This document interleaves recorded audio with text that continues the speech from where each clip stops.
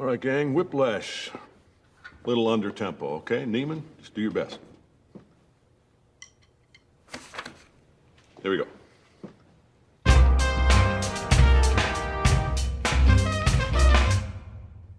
Not quite my tempo. Start counting. 5, 6, 7. In 4, damn it! Look at me! 1, 2, 3, 4. 1, 2, 3, 4. 1, 2, 3. Now, was I rushing or was I dragging?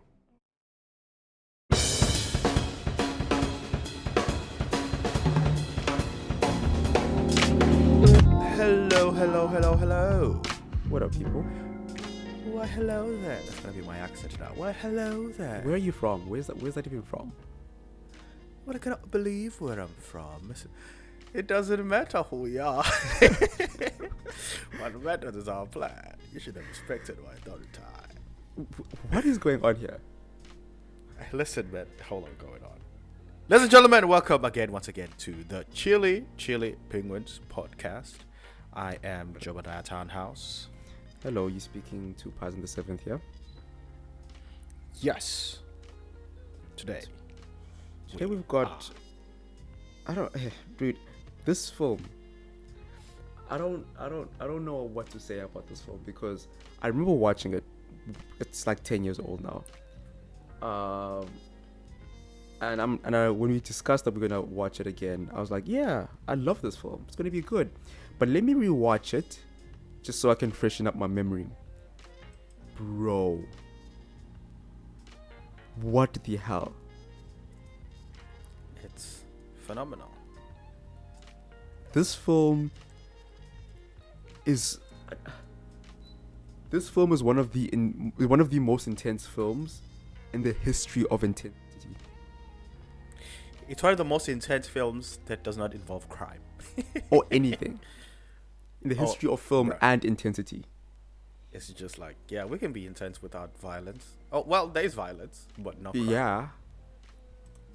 Bruh. Also, in the opening, you ruined my joke because I was going to say today we are talking about drum roll. And then you just come in on some, this film's, I'm like, no, I can't do it now. Well, you just did. It's too late. You cannot saying the joke. Saying the joke is not doing the joke. You've got more in the bag, I assume. You know. Thank you for believing in me. I appreciate that. Yeah, that's what people are there for, to believe and inspire hope. Not what the guy was doing in this. The opposite. Bruh. There was a point where I'm like, someone should punch him in the face right now. You can see a man who... Actually, I was about to say, you can see when a man has never been punched, but I'm like, nah, he has taken some hits. I think he's taken some hits. Nah, he's taken some hits. Yeah, you can't. There's no way you're this rough and never been punched in the face. Yeah. Oh, ladies and gentlemen, we are talking about Whiplash. Whiplash. Yes, we are talking about Whiplash from 2014. Starring J.K. Simmons, the villain himself. Yes. And Miles Teller. I mean, if you had J.K. Simmons in this role and the devil, who would you rather have dinner with? If I had J.K. Simmons or the devil, I feel J.K. Simmons, he has good intentions at heart. Wait. Sure. I was saying J.K. Simmons, the actor. No. Fletcher, in this role. Yeah, the character. Oh. Yeah, I mean, Fletcher has some good intentions. I don't mind Fletcher. Yeah, that's true. But I put them in the same WhatsApp group. Yeah, he the thing is Fletcher goes there. Yeah. I wouldn't want to have dinner with either of them. Yeah. But at least, Fletcher knows jazz. I don't think the devil knows jazz. I think he does. Yep. Devil probably knows some 60s jazz. Who's that guy from Big Mouth? Duke Ellington. Oh, hey now. Did I just associate Duke Ellington with the devil? That's You so did. wrong. But You but did. it's I don't hilarious. like that's a legend right there. Why would you do that? Hey, he was a ghost. Take So, that back. You should take that back. You know what? On behalf of Duke Ellington and the history of musical jazz, I withdraw my statement. Thank Duke you. Ellington Thank you. was a phenomenal musician and should be associated with all things good. Yes, all of the goods. But Fletcher, on the other hand. Bruh, this man. I don't even know. Okay, I don't we're gonna even know. give the people. But give By us, the way, man, if you, do you think people watch our videos without seeing the films? Some people do. You know, some people would watch a film, like let's say there's a movie that like I've been wanting to watch, and then I see a video of people talking about it. I'm like, oh, let's see what they have to say. Maybe the film will be worth watching. But don't they care about spoilers? Some people are weird, man. Actually, yeah, my brother's one of those people who genuinely he would be spoiled. He would look for spoilers and then watch Why? the thing. And I'm like, who made you? Who hurt you? Talk to me. How Sit down. how were you guys related? I have not. How? That man is weird. He would see the ending of a series and still be like, "Oh my god, you what?" And I'm like, "You knew," and he's like, "I don't care." What's wrong with him? Bruh, so many things. Are you sure you guys are related? He knows karate, so I can't really say anything to him. You know what? Yeah. If he was you, I'd have been talking shit. But Hey, he knows karate, hey. so I'm like, you know what? Respect. You know what? You gotta show respect to the man that knows karate. Yeah. But give us what's the IMDb page on this film? According to IMDb, a promising young drummer enrolls at a cutthroat musical conservatory, where his dreams of greatness are mentored by an instructor who will stop at nothing to realize a student's potential. Yeah, I want to zero in at the "will stop at nothing." Bruh, we genuinely will stop Bro. at nothing. Genuinely will stop at nothing. I don't even know what words to use. Vindictive, maybe. This man is. He comes at your throat, and there are no kitty gloves. He does not fuck around, but you will still find out. Yeah. Directed by. So the film was written and directed directed by Damien. Damon. Is it Chazelle? Yes. Written and directed by Damon. Like, apparently it's loosely based on like his experience, in the music world. Obviously dramatized, but man, is it dramatized. Because, sheesh. He dramatized it in the best way. Yeah. Like, this movie had me gripped. It had me gripped. Also, the sound in this film. I mean, sure, it's about jazz. It's about, like, music, so sound has to be good. But, like, you know, in those moments, especially in the beginning, where it's like he's hearing the different sounds that are happening in his environment. And, like, us as the audience, we hear the different things because we obviously looking at the world through Miles's character. And all of those things, they just help you focus in on the film, focus in on like his journey in his life.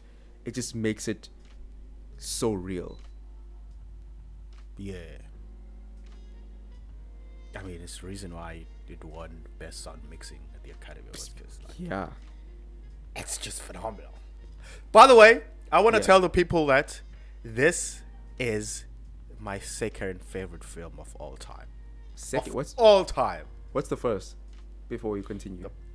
My favorite film of all time. Yeah. It's okay. Let me start by saying this.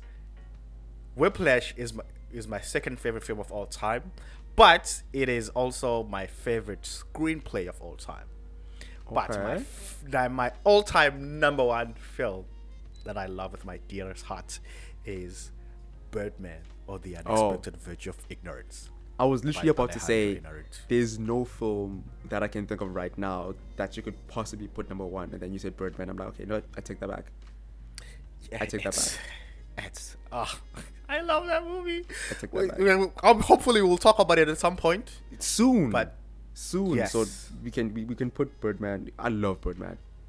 Like my brother loves Birdman. Like that's like I was with my brother last month.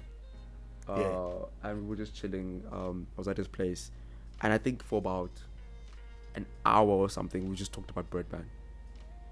For a straight an up hour, hour. you talked about Birdman. The film, yes, just for an hour flat. I think one of his cousins was there, and the dude was looking at us like, "What the hell are these people talking about?" Like for an hour flat, we were just talking about Birdman. Like that film is, yeah, we'll get there. We'll get there. Oh, But yeah, I think I don't know where I'm not sure on my personal rankings, but Birdman and Whiplash are definitely in my top 5 favorite movies of all time. I just don't know where I'd put them, but both of them are in my top 5 all time. Oh yeah. I mean, this film is. I have the script printed out somewhere in my book collection. And sometimes Really? I'll be like, yeah. Sometimes I'll go through it just to refresh when I'm trying to get inspiration. I'll be reading. I'll be like, that's how they wrote that, and read it out. I have the screenplay for Birdman, but not printed in physical, in hard copy. Hard copy. But Whiplash. Bruh, when he got... Okay, first of all, there's so many iconic lines in this film. Right? Obviously, not quite my tempo is... That's the line. That's the line. But there's so many lines. What's the one he says? Are you dragging, or are you rushing or are you rushing or dragging? you dragging? Are you Then it rushing goes. or are you dragging? I was like, damn. Well, start counting. In 4, goddammit! Yeah! The guy is intense. Bruh, in the opening scene when he goes, I ask you whether you know who I am, and your answer and your version of an answer was to turn into a wind up monkey. Bruh. And I'm like, yeah, bruh. Imagine meeting someone for the first time and you're like, what are you, dumb? I only asked you a question. I didn't say you should I play. didn't say you should play. Yeah. Sure. This man, like, he knows he's the shit, and he walks around like he's the shit. Bro, yes, that's true. Even when he enters the what do you call it? Like the other There's the rehearsal Schaefer, room. there's the Schaefer band, the top notch guys, and then there's the lower band. We'll call them the lower band. When he enters the Okay. room, doesn't even greet to the conductor there, just goes, cute, okay, Literally. let's, bruh, and you're like, bruh, you're not gonna say anything to nobody, and it's like, well, let's see whether you're in the front row because you're cute. Yeah. Yep, that's why. You're Bro, like, I burst out laughing at that scene. bruh. He's like, that's why. I was like, damn. Man has no chill. Yes. Bro, even the tagline of this film, it's like, the road to greatness can take you to the edge. More like he's Damn. pushing you to the edge. But like, it's this dude. He It is. literally, I think he just has greatness in his mind. There's nothing else. Yes. And his heart is in the right place, but his methods. That's a great thing, because I just remembered a great way to write or to create a villain is to have them want to do good, but their methods are flawed. That's what makes them a villain. Yeah. Yeah, Dude, because I'm Terence thinking is of the villain of villains. Yeah. it's like, is wanting greatness from people evil? No. Is No, wanting of to course not. motivate people evil? No. Is wanting to have a good band or good performance evil? Of course not. No. Bruh, achieving musical perfection, is that evil? Absolutely not. Nah. But how we do it?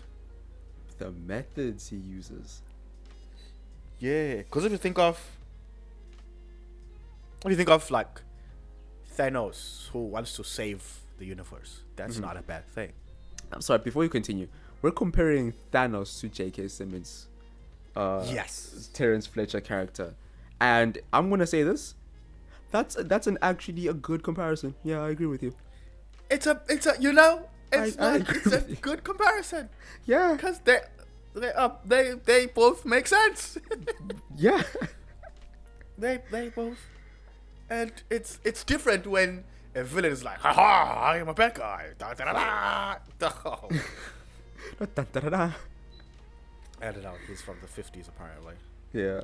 I mean, Thanos wanted to balance the world, right? Yes. And Terence wants to get the best out of, I don't want to call them the students, but like, what do you call them? His musicians, I guess? Because it's a musical school, so we can call them students. Sure. He just wants to get the best out of them. Like, he wants that icon, to literally get the absolute best out of his students. That's what he wants. And the crazy thing is, the students themselves, they also want to be the best. Yeah. So it's not like he's just picking someone who's like, oh, I don't know, man. I'm not sure if I can do it. No, he's picking people who like, fucking, let's go. I want to be the greatest. And it's like, you wanna, okay then, come on in.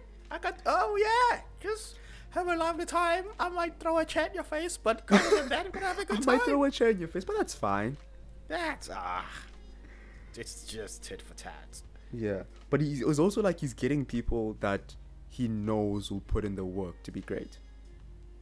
Yeah, because he doesn't just pick you because you're talented.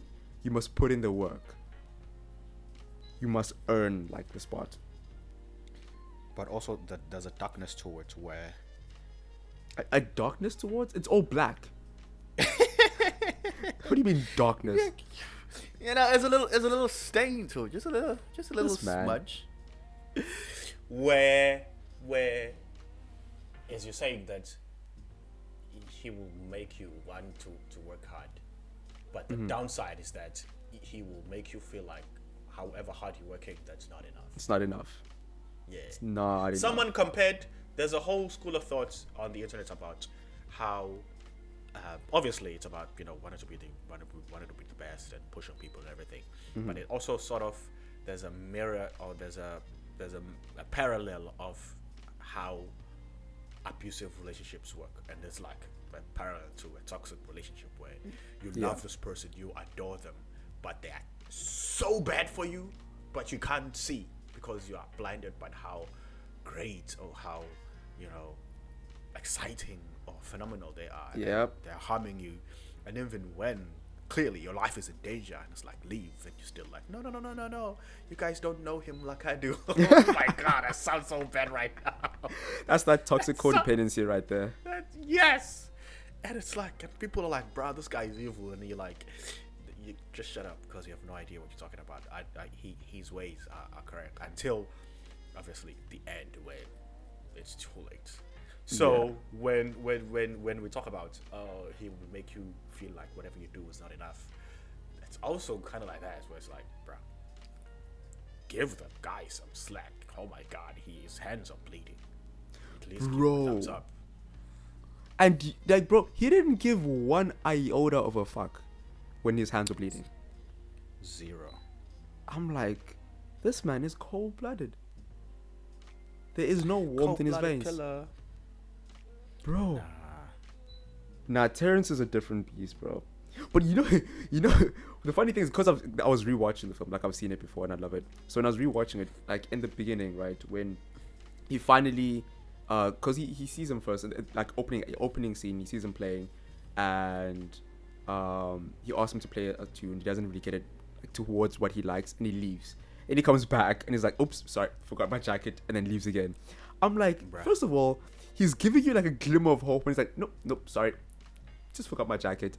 But then after he goes to the junior band, he hears him play, and he's like, "Okay, you come with me." Before the first practice, right? They're out in the hallway. I said before the first practice or after. I don't know when, but like they're out in the hall, and he's giving him a pep talk, and it's such a lovely pep talk. Bro, that was such a lovely pep talk. He's like, you know what, just go there, do your best, have fun, have some fun. Yeah. Bro, I'm like, in my brain, because I know this film, I'm like, I hate how good this sounds, because I know what this piece of crap is about to do to this man. Bruh. Because I'm like, he's just And giving him hope, and I low-key believe it. And it's like he that was also the moment where he was asking, is anyone in the family a musician? Is like, nah, Yeah. my pops is a writer. I'm on my left, and he's like, you know what? It's this goal was gonna be the first one, so it's all about having fun. And Yeah, doing gotta what listen to the fun is. greats, get some good inspiration. You know, it's all about having fun. Yeah. I'm But like, he knows. But he knows. Okay, immediately he's like, okay, I know his weak spots already. I know how to so get him. I know how to get to him. Bruh, I'm like, that's the thing. Because at first, it's like you watch him, like, that's such a nice pep talk. He actually believes in this kid. But in actuality, man. he's getting information on how to literally push all of the buttons. And he Yeah. does push all of the buttons. Because. And the great thing is that that scene in the hallway is Yeah. lit in warm yellow orange. Very it's just warm. so it really makes you feel like, oh yeah, we're gonna have a good time. It really Yeah. it lets your guard down. Yeah. Because you know Damien knows how to use color, so they were like, okay, just give the audience a nice, warm, almost romantic, kind of intimate. It also does feel intimate because it's just the two Yeah, of it's just the two of them. Yeah. Because it actually felt like one of those mentor, second father figure type characters. Like, you know, I believe in you. yeah. I really had hope for a second, and then I remembered, this guy's a piece of shit. And you're like, okay. One of my favorite, bruh, so many moments. When he parks and goes, Parker, that's not your don't come early, that's not your boyfriend's dick. And Parker's like, all right, got it. I'm like, It's no, like, bruh. nobody gonna say that's a nice thing about this film. It's like so when he told him to come at 6, since that band practice starts at 9, at 9. he was already fucking with him. It's those little moments. And they didn't even address it. With him. Didn't even address it. No. Just fucked Bruh. with him just to fuck with him. And when students walked in, they weren't like, oh, why are you so early? No, because they Nope. know. And I also think because of, he didn't even bring it up. He was like, okay, this is what we do. He was Yep. just there along for it. I'm like, Bruh. Damn. He goes, all right, gang, Whiplash. And then they play Whiplash. Da, da, da, da, da, da, da. And it starts off. That's the nice thing. That's the nice thing I like about that whole sequence, because it starts off beautifully. Da, Yeah. da, da, da, da. The jazz is coming. Okay, he starts with Parker. Parker's like, all right, cool. And then the dude, what are you looking for? It's not a mouse bar down there. Do you think you're out of tune?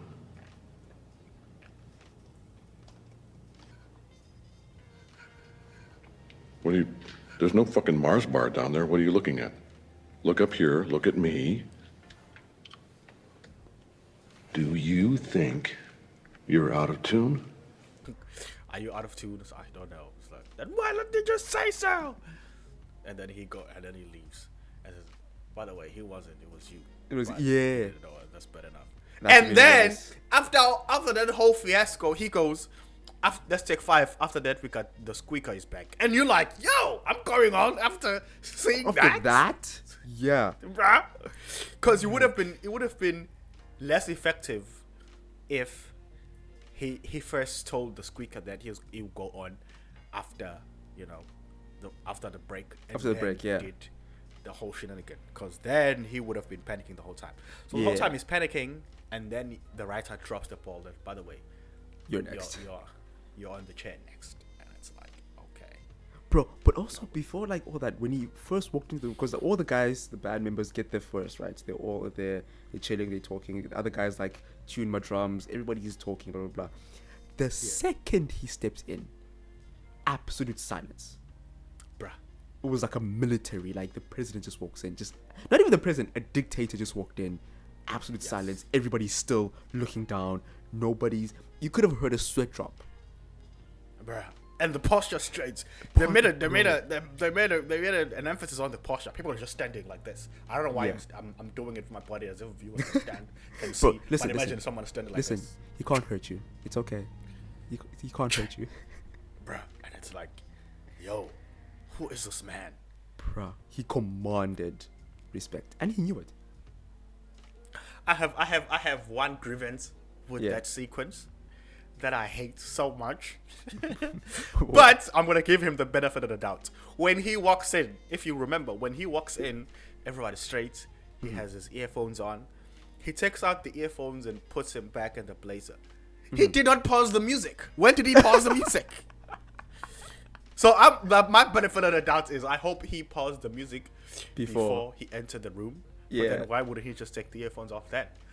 So in my mind, I'm like, this whole time, This is a song his playing. phone or iPod is just running out of battery because this man didn't take enough. But you think, know, it's Fletcher, You think he cares so- about battery? You think he cares about battery? He screams at the battery, "Come back to life!" And the battery's like, "Oh my god, I'm so sorry." I'm sorry. Okay, He I would- could he see would that do happening. Yeah, he would definitely do that. Bro. But the fact, like the scene you're talking about, bro, like, he's like, someone's out of tune. And he goes through, like, they play one by one. And he goes to the last one. And you can see the dude's in fear. Because, like, the two got it right, so it's gotta be me. And literally, that's what he's thinking. It's gotta be me. He plays, he's all nervous, he's sweating. He gets shat on. And obviously, like, he leaves because he gets told to get out. And it wasn't even him. It wasn't even him. I'm like, That's evil. that right? Literally, That's like- and it's like the fact that he didn't know is worse. And he's like, by the way, you were the one out of tune. And then the guy who was out of tune gets off scot-free. Nothing happened. I'm like, this. Imagine, because it's like it wasn't him, it was you, Erickson. Imagine being Erickson, like, yo, I just dodged the bullet. I better be on tune every day. I'm tuning my microwave after that. I'm tuning Yeah. freaking my laptop, my Tuning phones are everything. gonna be Tuning in C major. myself. But Yes, but think about that scene. Does that mean he knew it was him to begin with, and just wanted to see who was the weak link? Yeah, I think so. Yeah, cause as you're saying, he goes row to row, and that's another thing. That's another clever detail.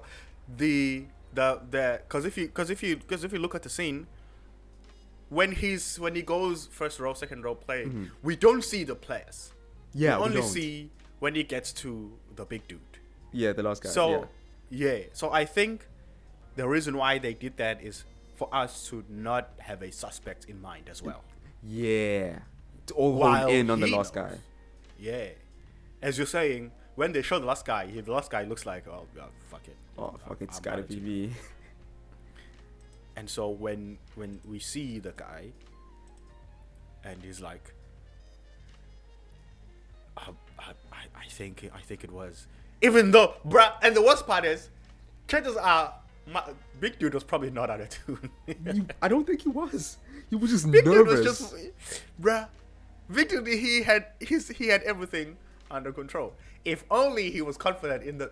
This is a lesson, kids. People will convince you that Yeah. you don't got your shit on. People If you're will. not What's the word? That they use. Ah, crap! I'm blanking out. What word now? The word where you convince someone they're doing something that they didn't. Oh, the words these kids using. Gaslight. Yeah, he gaslight. Yeah. Literally gaslit him into believing he was the one that was wrong, and he didn't have any confidence to back himself up. And he was kicked out of the band. Bruh. That's just. I can't have you sabotaging my band because your mind is on a happy meal instead of being on tune. Oh my god. Bruh. This man, he specializes as verbal demolition. Actually, yes. Actually, yes. But back to Andrew a little bit. Yeah. I think like he's a obviously a well-written character, but he's I want to say simple, not necessarily simple, but it was so easy for us to understand him Yeah. immediately. Yeah.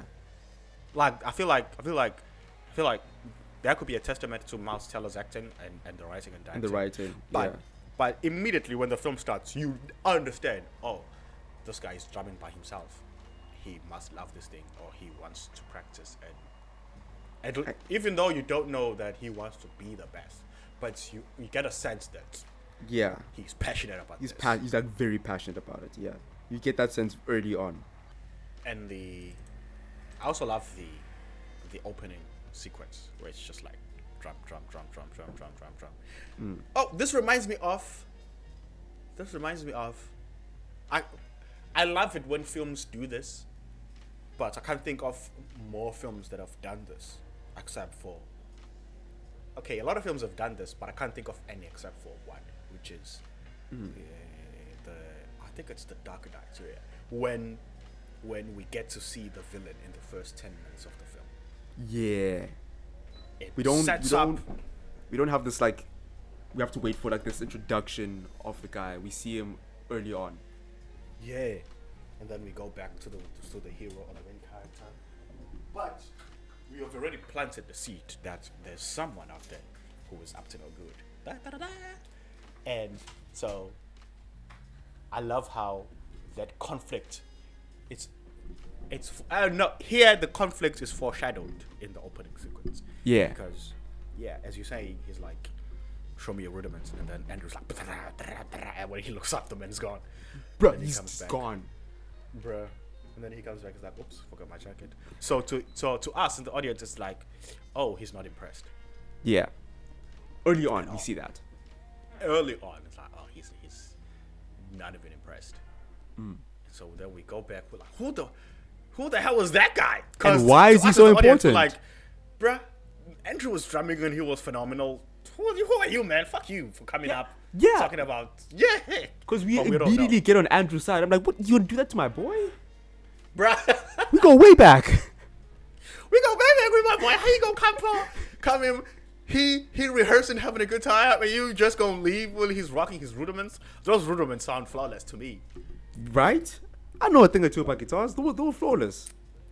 I'm subbing off a drummer myself. And then it's just like, you think this was mean?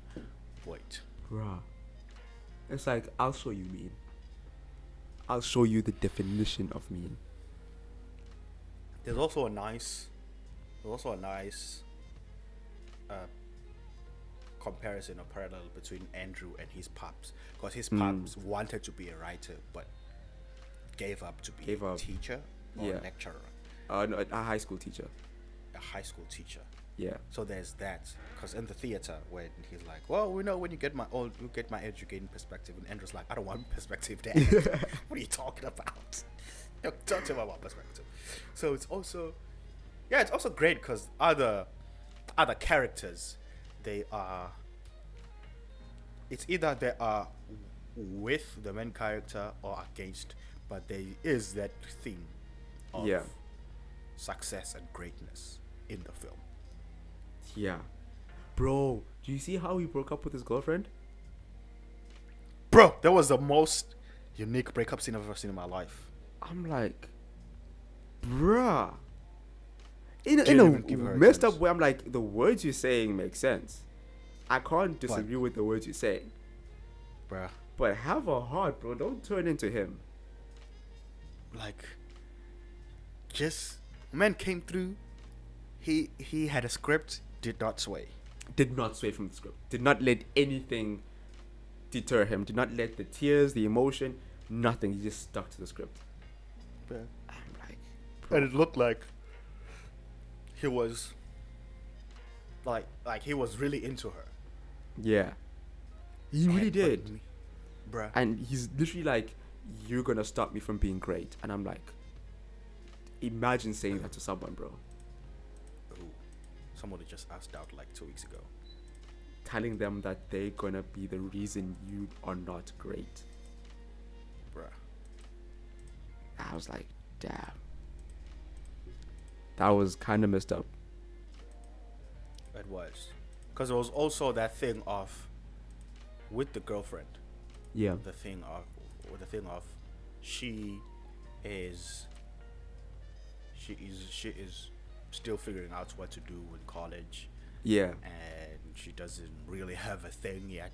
Mm-hmm. Or else he has a thing. And So, he's like, he knows that this is my thing, and this is my goals, what I'm chasing. How do you not have a thing? You know? yeah, it's almost like condescending. Yeah. And then she's like, well, it's, you know,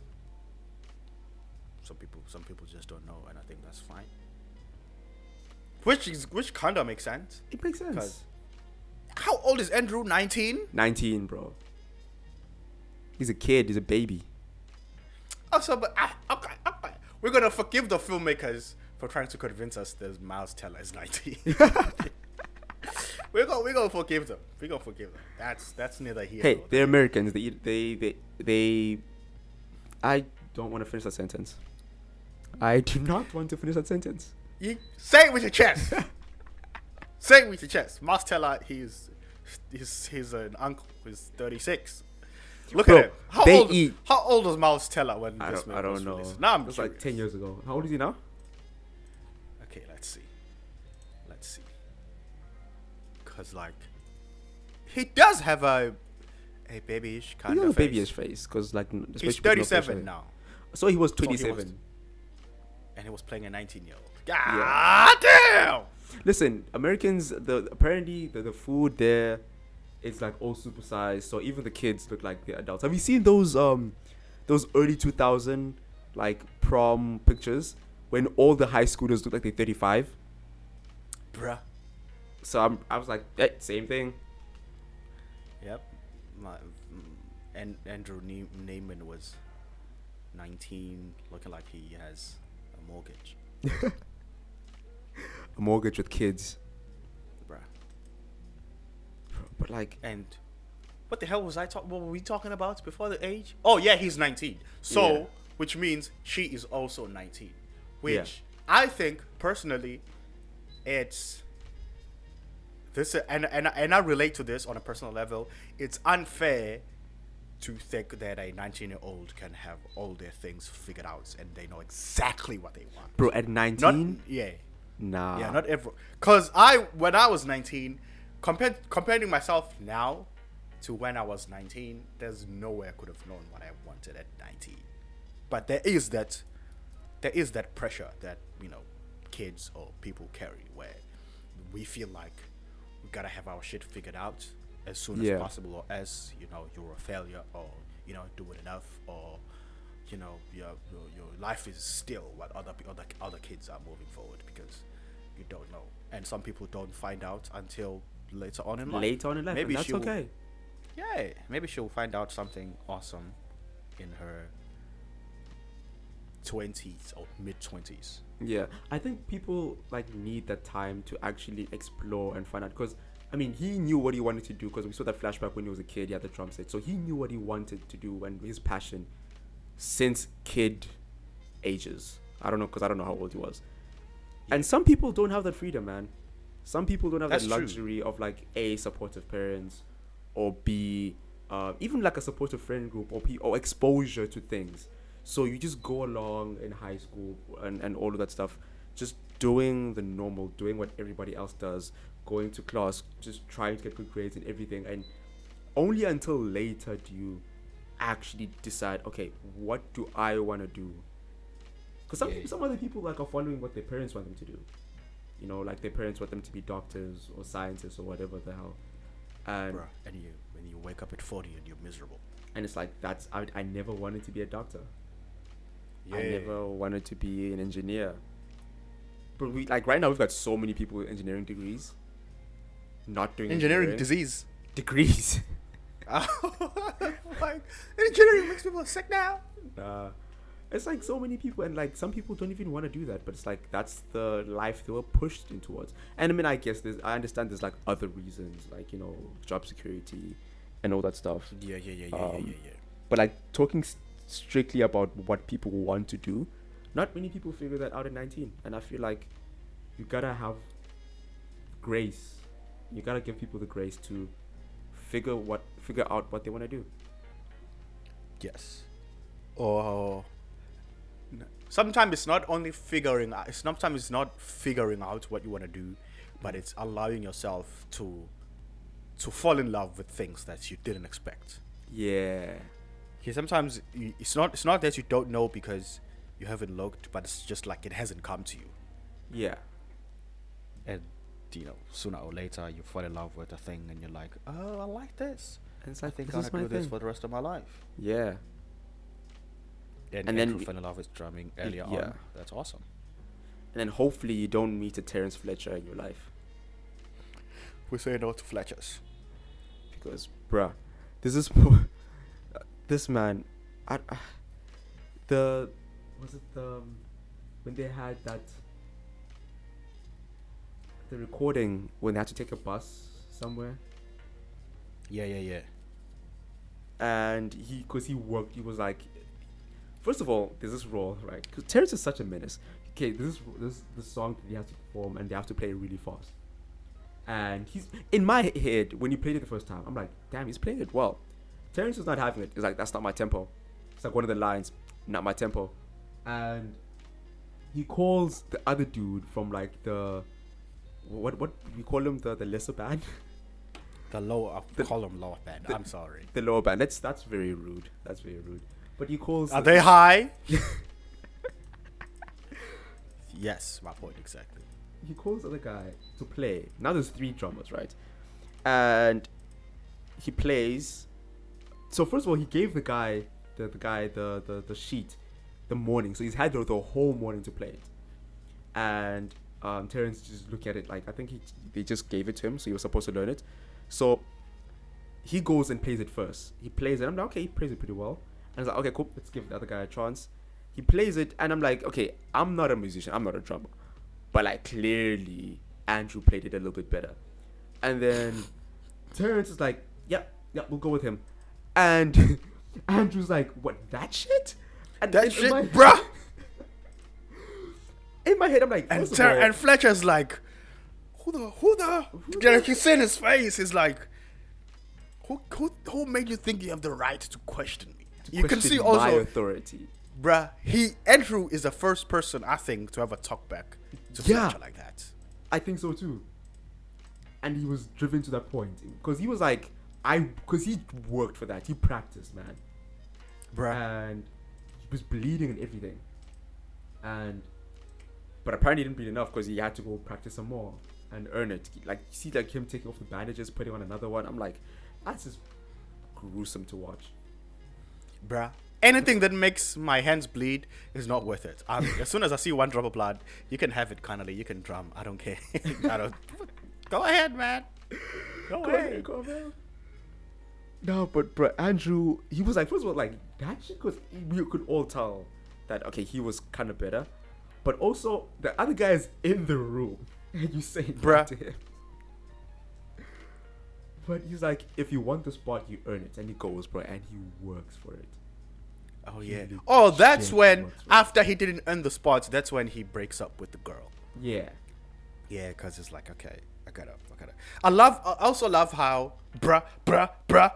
I'm gonna say, why am I saying bruh a lot?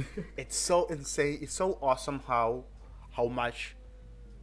It's so awesome, but also testament to great writing, how much impact Fletcher has on Andrew. Because the first time he asked out the lady, it was because he got picked to be in the drum. And he had confidence. And confidence. Now that his confidence is gone, breaks up with the girl. And it's like, bruh, this man, he owns your life, but you don't know it. Yeah, and like, there was a point where his dad was like, is that who you want to impress? And it's like, Impress who? impress Fletcher. I don't know what they Oh, were yeah. talking about. Because he was like, did he like it? He's like, yeah, he kind of liked it. And I think his dad could see that his son really wanted to impress him. Oh, yeah. And in that moment when Fletcher was basically not liking his part, that's when he broke up with him, because instead of impressing his girlfriend and make his girlfriend happy, he was like, you're gonna make me lose the part. I need to impress Fletcher. I need to get my role. I need to be great, and you're standing in the way of that.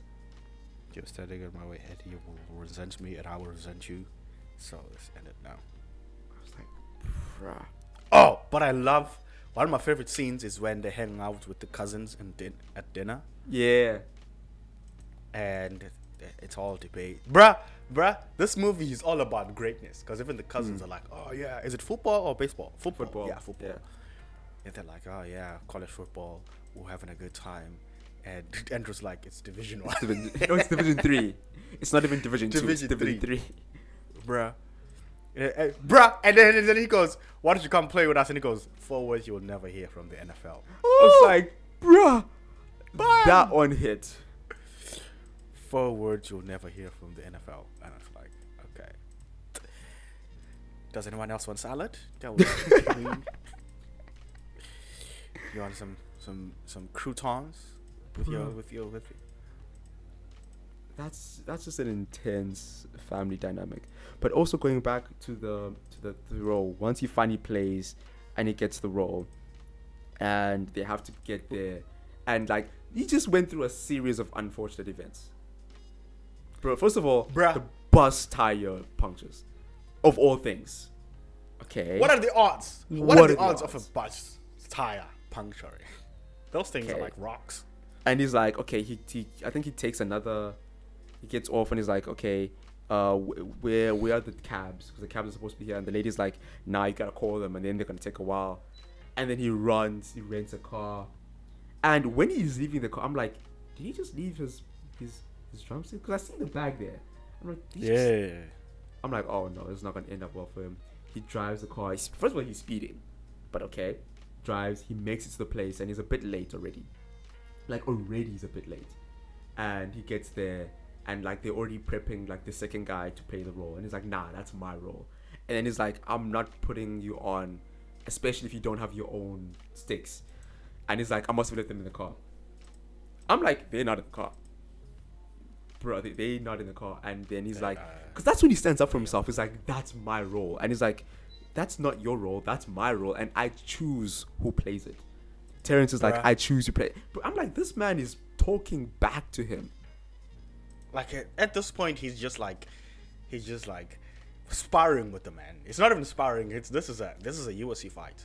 It's like, Yeah. you throw a jab, I'll throw a jab. But also, like, first of all, if another man is gonna make me bleed to the point where I have to put like 17 bandages on my hand, I'm gonna talk back as well at some point. Yeah, like there's a you know limit. what? Like, You know, he's like, he earned that role, bro. he broke up with this girl because of that role. Yeah, because I mean, at Terence is like, Neiman, you lost the part, and then Neiman's like, no, I didn't. You can't fucking do that to me. He's like, can't? He's like, yeah. It's like, first of all, you talking back to him like that?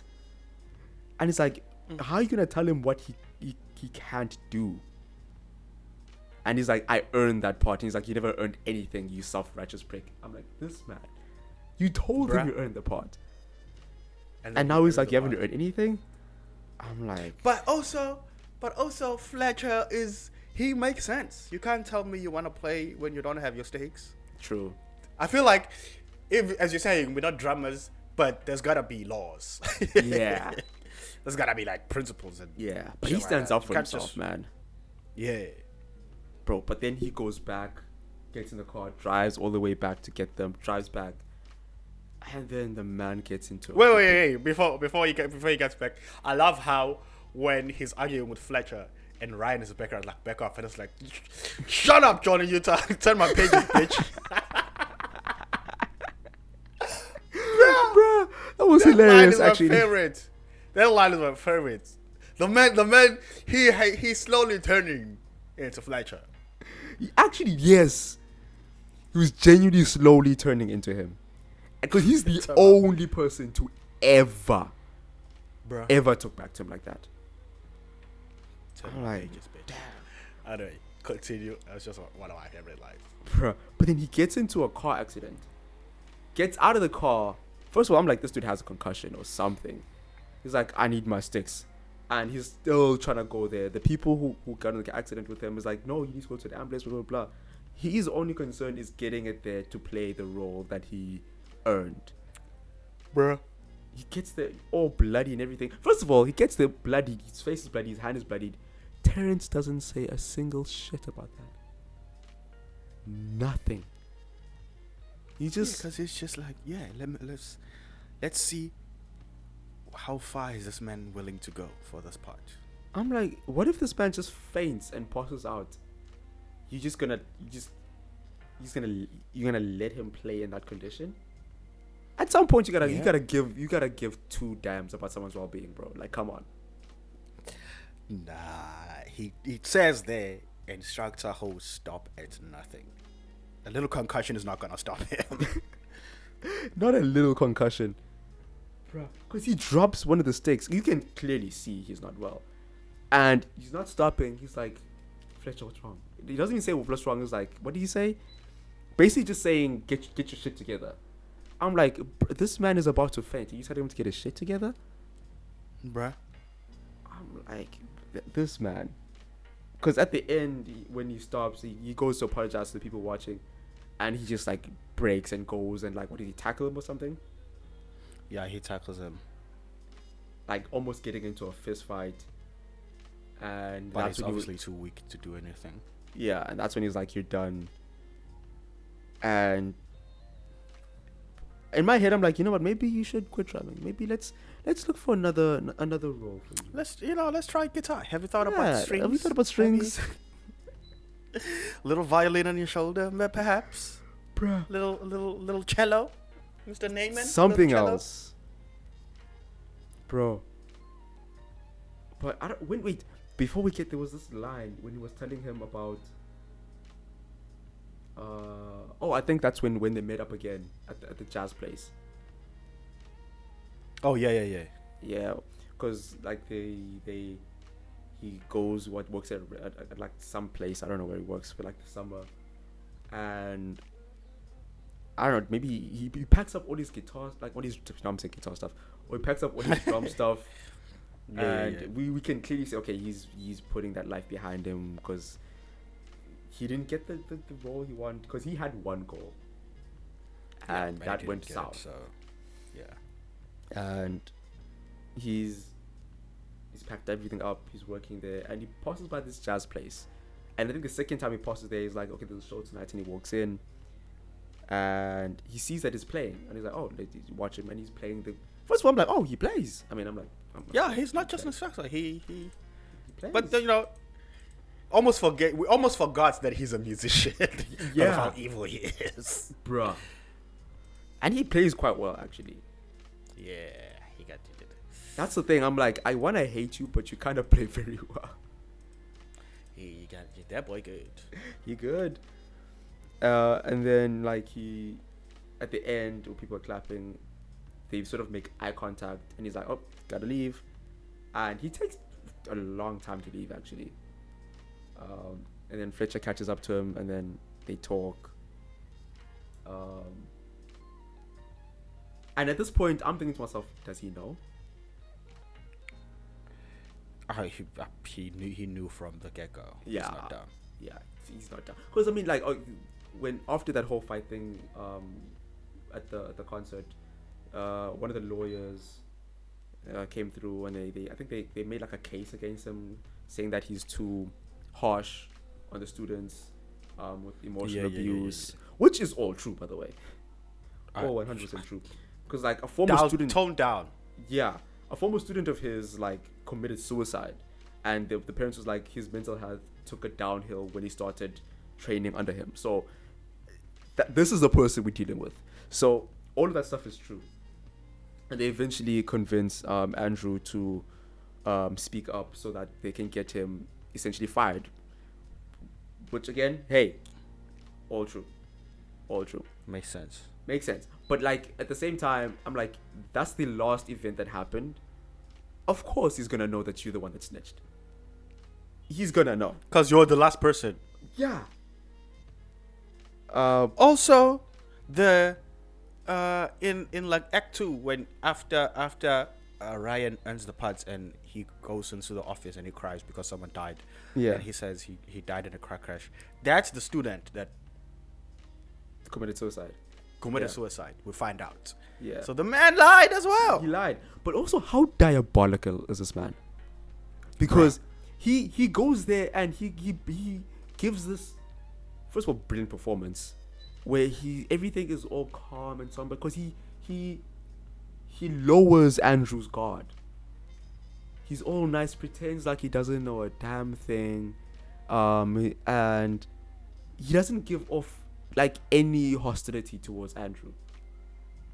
Nothing. He's all calm. After that whole fiasco. Yeah, they have a drink together. They're talking about things, and then he's like, "Yeah, I'm playing at this place. I'm doing all the old tracks. You know, my drummer like flunked out on me. Do you wanna play?"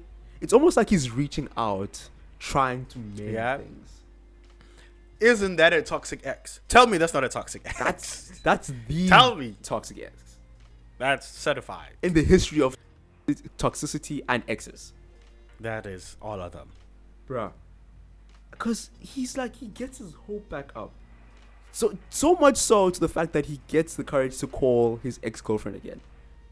That's how much. He That's how much, controls him. bruh. Again, if something happens with him, with Fletcher, it immediately reflects on Andrew's life and confidence. Yeah.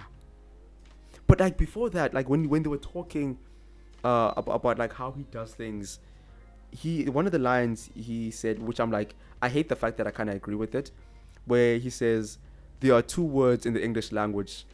No, he's like, there's no two words in the English language more harmful than good job. Bruh. And it's true.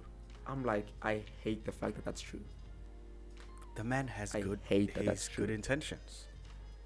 Because even how he explained it, it's like, if you're doing something and it's not as good, and as a person who's supposed to be mentoring them, it's like, you know what, that's fine, good job, we'll get back later. As a person, you become complacent, because you know, okay, I didn't do it as best as I could, but the person said good job, so you know what, it's fine. I can phone it in. So you become okay with just a good job. You become okay with complacency, and you don't end up striving to be great. So I'm like, I hate the fact that he's right. But also, like, he slowly builds up the confidence of Andrew, and you know, invites even though the ex-girlfriend has a new boyfriend now, still is like, you know what, calm about it, invites them both. The dad's there. They're like all in black and white, tuxedoed up. They get ready. They settle down. He's got the Whiplash music notes up on his thing, and then just as about to start, he comes to him and is like, "Did you think I was dumb? I know it was you." I'm like, "Oh shit." Oh wait, before that, he was like, because when they were all backstage, I don't remember the exact words, but he was like, this is where great musicians become great, because here all of like the industry people are here. You can get signed by these people. You can work here. You can work there. This is where you make your mark in the world. And then he's like, oh yeah. But also, if you're bad, you'll never work in this industry again, because these people don't forget. They will ruin your life. They will ruin your life. And at first I'm like, wait, why is he saying that? I guess he's trying to like make sure nobody plays badly. But then it's like, nah. He's like, I know it was you. He's intentionally making sure that you never work here again, because they're playing songs you have never heard before in your life, and he just has to go with the flow. I'm like, that is diabolical, bruh. That is just straight up diabolical, bruh. In that scene when he's talking to him, it's so nuanced, because as you're saying, he's like, I was at Schaefer to push people beyond their limits, and you were like, yeah, I agree with that school of thoughts, you know. Yeah. Nothing, no two words are worse than good job. And then he goes, I'll do whatever I need, because I don't want to rob the world of the next Louis Armstrong or Charlie Parker. When he goes Charlie Parker, we cut back to Andrew's close-up, and we see his eyes light up, because Charlie Parker is one of his heroes. He has a poster in the room, bruh. And he was listening to the tapes. Yeah. So this man, he knows what to say to get to. He's in Andrew's brain. Bruh. He knows what to say. He's just saying it casually. Like, he could have named any drama. There's so many dramas. There's so many jazz musicians. But he named Charlie Parker, and Andrew was like, "Oh, I want to be the next Charlie Parker. Oh my God, I got a shot again." And then it's like, "Nah, my guy, nah, you're going to your death." Bruh. Also, I love how the scene is green. Yeah, because most scenes are like warm and yellow, but we move towards the end to start to have the level of coolness, and this one is green, so it's like ambiguous. It's like, oh, is he on our side, or is he the new world? Yeah, So anyone avoid new is he the type of thing. what's going on here? And obviously the editing in this film is phenomenal. Bruh. But this man is just he's diabolical, man. And another cool detail is that I noticed this last year when I was rewatching the film. I don't know how many times I've seen it, but on the opening sequence, Andrew is wearing white, but on the closing sequence, he's wearing black. That character transition is insane. Yeah. To use costume like that, where Fletcher has always rocked black tops. Yeah. Also, And we see- you know how in the beginning, because obviously in the beginning he's in the room alone, he's drumming alone, he's isolated. But at the end, he also was like, even though it's like there's a whole band on stage, it's like we're looking at him. The Bruh. lighting is just on him. We're focusing on him. I'm like, that's actually a very good full circle moment. But Yes. bro, yeah, that last scene though, bro, that's brilliance, absolute brilliance. man. I remember the very first time I watched this film, when Andrew was rocking that scene, I got up and hugged the TV because I'm like, yes, I kid you not, right? I'm not gonna lie. I actually shed a tear. I remember the first time I watched that last scene. I was tearing up a little bit. I'm not gonna lie, because think about this, man. This person at this point in time, you've A, ruined his life, in a way. B, he's now got his payback and more, making sure that you will never work in this industry again, and you've left the stage during mid-performance, and he didn't even care. You left the stage mid-performance, and you're with the dad, you're hugging, and then he's like, something comes to Andrew and he's like, nah, I'm not going out like that. I think he believes at that point in time is that I'm gonna be a great. Yes. And he walks back on that stage, and J.K. Simmons' character is like, okay, what's he doing? Terence is like, but he's like, it doesn't matter. He continues saying, okay, this is gonna be a slow song, blah blah. Before he even finishes the talk of introducing the next song, Andrew just starts playing. He's like, nah, bruh. And then it's like, I'm gonna cue you in. It's like, wow, what are we doing? Bro, because the other Andrew's people are looking taking at him like, charge, what the hell is he doing? And like, nah, I'll cue you in. I'm like, bruh, goosebumps. Goosebumps. And he just starts playing. He just starts playing, bro. And then, and the Fletcher, like, slowly he's like, okay, he cues in, they start playing. And reluctantly, he starts, okay, I'm gonna go along with this. He starts conducting other guys to hit the notes. And then he goes back to him the one time and is like, he's like some threat, like I'll gut you like a pig or something like that. And he, like, bro, Andrew was not phased at all. Hit the hi-hat in his face and just kept playing. And I'm like, bruh, these are two alphas right here. And Andrew is not backing down, because at that point he can't tell him to stop. He's not stopping. You can't. He's not stopping. And they perform the song, bro, like it goes amazingly. Like, amazing. Bruh. Everything goes amazing. Terence calls a cue to stop at the end. We fade to black. He doesn't stop. Because it's like, okay, this was supposed to be just the end or a short break, and Andrew was like, nah. We'll pick it up. I also love how, you know, the beginning of the song, Fletcher was trying to fuck with Andrew.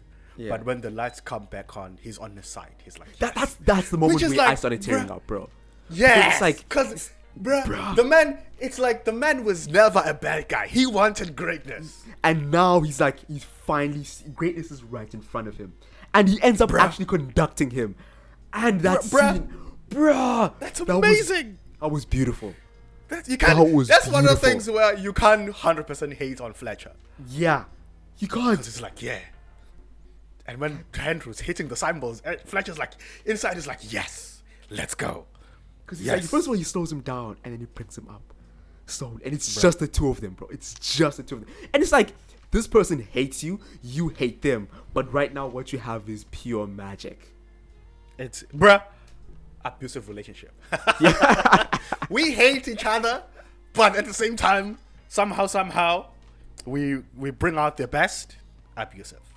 But at the same time, it's like, man, when Fletcher started nodding and saying yes and pointing at the cymbals, I was like yes, this man is a genius. He's an evil genius, but a genius. He's an evil genius. And I love how we end on that. The movie doesn't finish the song. Yeah. Bro, it ends on like something amazing is about to start. Yeah, because it was on a drum break, right? Yeah. And then when everyone else was about to come back on, it's like, because like da da da da da da, and then he pauses, and then the exchange looks, and then it goes back in, and then cut to black, and they're like, that's it. Beauty. What are you doing? I wanted to see more. Beauty, bro. Nah, this film is it's beautiful. Shout out to Damien Chazelle, man. Shout out to Damien, bro. Oh, we haven't even spoken about the music. I love the music in the film. The music, it's a bro. The music is brilliant because even like not even just the first of all the music is brilliant, but also the mixing, the sound in this. Because at the end when he was playing and you could see like they just lowered everything and we're just hearing like the hi-hats slow, like softly in the background. We're seeing the sweat on like the hi-hats. He's hitting it like the way everything was just mixed in like the ear. It just sounded perfect, bruh. It just sounded perfect. The music was great, but also how everything was mixed. Perfection, bro. Academy Award for Best Supporting Actor for, I almost said for Whiplash, J.K. Simmons. But J.K., yeah. Highly deserved. I mean, he was a devil himself, so yeah. He was, bruh. Best sound mixing, incredibly deserved as well. Incredibly deserved. Best editing. Yeah. Beautifully edited. Deserved all of the Academy Awards. I also think last year, Whiplash was voted the best film to premiere at Sundance. Hell yeah. I didn't know that. Imagine, bruh. I didn't know all the that. movies that have... Bruh, imagine every movies that have been to Sundance. No, well deserved though. This film right here, man. This film right here, I wish I didn't get because it's perfection. It actually is. It actually is. Yeah. The poll conducted at Sundance, Whiplash is considered the best film to ever premiere at the festival, based on votes from filmmakers, critics, and industry members. That's how you know this is his perfection. Bro. Now I want to know which movie is premiered at Sundance. Quite a bit. Because it's like... Some bad movies too, by the way. You know, we think Sundance is only good movies. Nah. There's been some bad movies there, bro. Yeah. They do. They have very good PR where they're like, no, Sundance is this prestigious thing. But like, nah. Bro, give me your final thoughts on this masterpiece.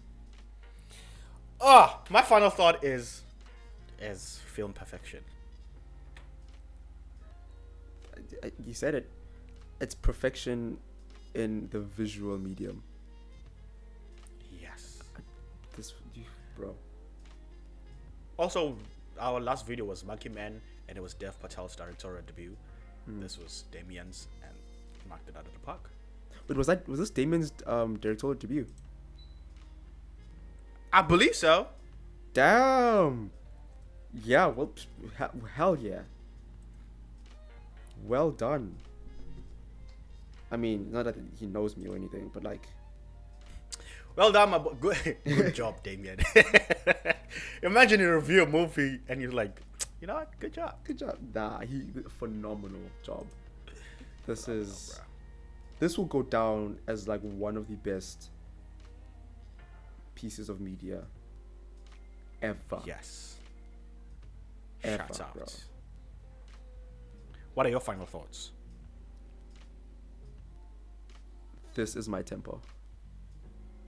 Huh? This is your tempo? I was doing a callback to Fletcher saying my tempo. no! I thought you were saying temple, like where we go, like the holy place. Tempo. You ruined the moment. God damn it! I really did. I was like, yeah. You know what? You ruined my moment in the beginning. I'll ruin your moment at the end. Full circle. Full circle, people. That's what Full we. circle. Yes. This is definitely the correct tempo. Bruh. This. Hopefully, I wanna hear what people think of this movie. Let us know what your favorite parts were. Yeah. Or what do you believe it takes for one to be great? Because Fletcher has some methods. Yeah. Yeah, I think it's actually a very good conversation. Like, what do you think it takes to be great? Yes. Damn. Other than that, we'll see folks next time. We'll I wanna see you see next time. I wanna see Whiplash 2. Where It's gonna be another one? No, I'm saying I wanna see Whiplash 2 where now it's a very aggressive violin instructor. Like, Oh. not quite my strings.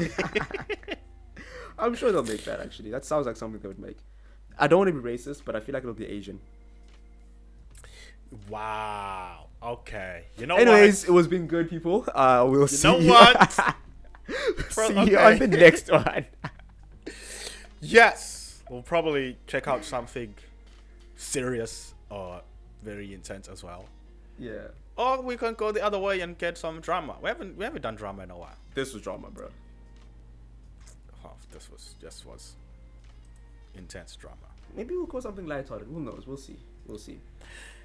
Yes, we'll see. Thank you for chilling with us in the Chilling Penguins Cave. Yeah. Shall see you on the next one. Goodbye. Cheers.